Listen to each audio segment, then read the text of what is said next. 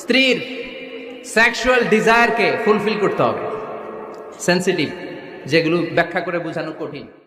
আসসালামু আলাইকুম আরহামাতুল্লাহি ওয়াবারাকাতুহু। সম্মানিত ডেইলি মুসলিম টিভি চ্যানেলের দিনী ভাই ও বোনগণ, আশা করি আল্লাহ সুবহানাহু তাআলার অশেষ মেহেরবানি ও দোয়ায় আপনারা সবাই অনেক ভালো আছেন। আলহামদুলিল্লাহ, আল্লাহ তাআলার অশেষ মেহেরবানি এবং আপনাদের সকলের দোয়ায় আমিও অনেক ভালো আছি। আজকের যে বিষয়টি এবং যে আলোচনার বিষয়, সে বিষয়টি অত্যন্ত গুরুত্বপূর্ণ এবং বিশেষ করে স্বামী স্ত্রী বা সাংসারিক জীবনে এই প্রশ্নটি বা এই ভিডিওটি খুব গুরুত্বপূর্ণ। আজকের আলোচনার বিষয় হচ্ছে যে কিভাবে দীর্ঘ সময় ধরে সহবাস করা যাবে বা দীর্ঘ সময় ধরে যৌন মিলন করা যাবে।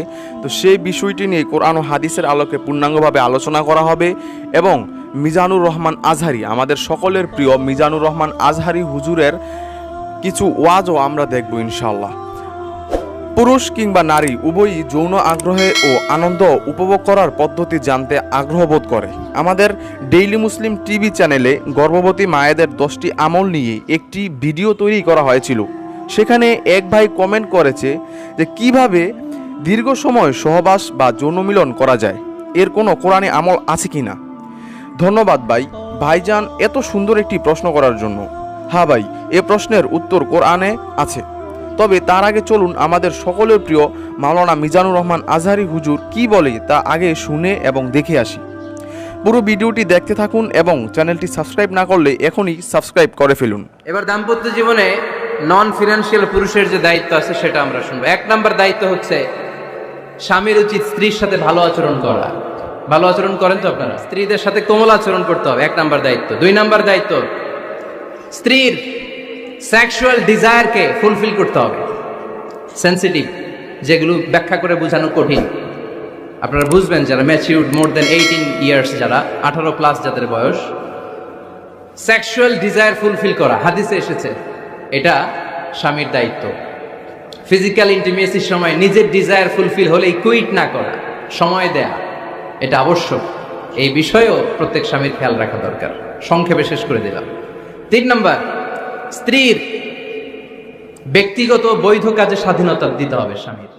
নারী ও পুরুষ উভয়ই চায় যৌন মিলন বা সহবাসের মাধ্যমে পরিপূর্ণ তৃপ্তি বা আনন্দ নিতে। কেননা রাসূল সাল্লাল্লাহু আলাইহি সাল্লাম বলেন, প্রথম সহবাসের পর যদি আবার সহবাস করতে মন চায় তাহলে অবশ্যই গোসল বা পাক হয়ে অবশ্যই সহবাস করবে, তাহলে যা প্রথম সহবাসের চেয়েও অধিক প্রশান্তিদায়ক হবে। তো এর থেকেই বোঝা যায় যে সহবাসে আনন্দ বা প্রশান্তি পাওয়া যায়। পুরুষের যৌন ক্ষমতা শক্তি যদি কম থাকে তবে তা কিন্তু পুরুষত্বহীনতার পরিচয় ঘটে। এর প্রভাব তার সঙ্গিনীর যৌন জীবনেও পড়তে পারে। আর এমনটা হলে সম্পর্কের চির ধরতেও বেশি সময় লাগবে না এবং শয়তান বাধা বাঁধতে শুরু করবে, যার পরিণাম পরকীয়ায় পর্যন্ত গিয়েও পৌঁছে। নাউজুবিল্লাহ, আল্লাহ আমাদের হেফাজত করুক। তাই এই কঠিন মুসিবত থেকে রেহাই পেতেই আমরা কি করব তা বুঝতে পারি না এবং লজ্জায় কাউকে বলতেও পারি না। তাই এর থেকে মুক্তি পেতে কোরআনে পাকের সূরা জারিয়া নামের একটি সূরা আছে। সূরা জারিয়ার 47 এবং 48 নম্বর আয়াতের আমল করতে হবে। কিভাবে আমল করবেন তা আমি বলে দিচ্ছি। তার আগে আপনাদের সুবিধার্থে আমি আয়াত দুটি তেলাওয়াত করে দিচ্ছি এবং ডেসক্রিপশন বক্সেও আমি আয়াতের তেলাওয়াত, এর উচ্চারণ, অর্থসহ পরিপূর্ণভাবে দিয়ে দেব।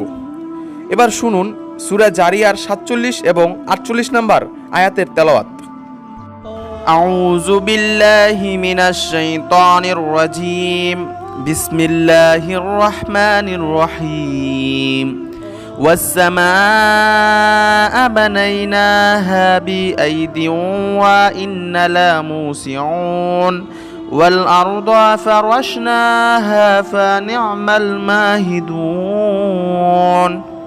সাদাকাল্লাহুল আযীম ওয়া সাদাকা রাসূলু রাব্বিল আলামিন। এবার শুনুন কিভাবে এর আমল করবেন।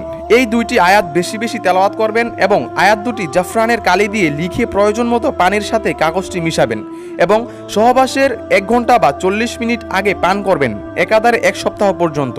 ইনশাআল্লাহ আল্লাহ চাইতেও ফলাফল পাবেন।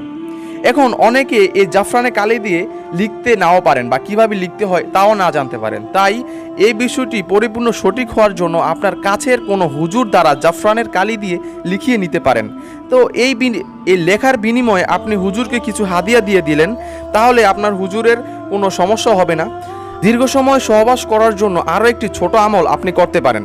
আল্লাহর 99 নামের মধ্যে একটি নাম আছে ইয়া মুগনিয়ু।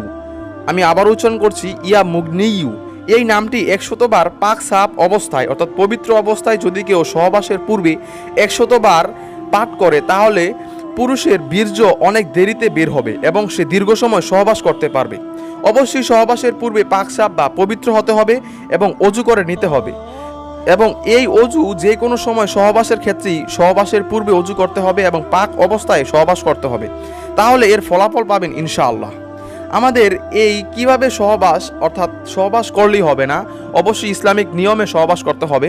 তো এই সহবাস করার জন্য কিছু সুন্নতের নিয়ম আছে, সুন্নত তরিকায় সহবাস করতে হয়। তো আমাদের পূর্বের ভিডিওগুলো দেখতে পারেন এবং আই বাটনে আমি ভিডিওগুলো দিয়ে দেব এবং ডিসক্রিপশন বক্সেও দিয়ে দিব ইনশাআল্লাহ। আশা করি ভিডিওটি দেখবেন এবং পরিপূর্ণভাবে সহবাসের বিস্তারিত আলোচনা শুনবেন এবং শিখবেন। আশা করি ভিডিওটি দেখে উপকৃত হয়েছেন এবং পরবর্তী ভিডিওর জন্য সাবস্ক্রাইব করে রেখেছেন ইনশাআল্লাহ।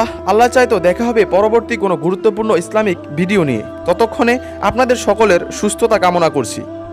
আসসালামু আলাইকুম ওয়া রাহমাতুল্লাহি ওয়া বারাকাতুহু।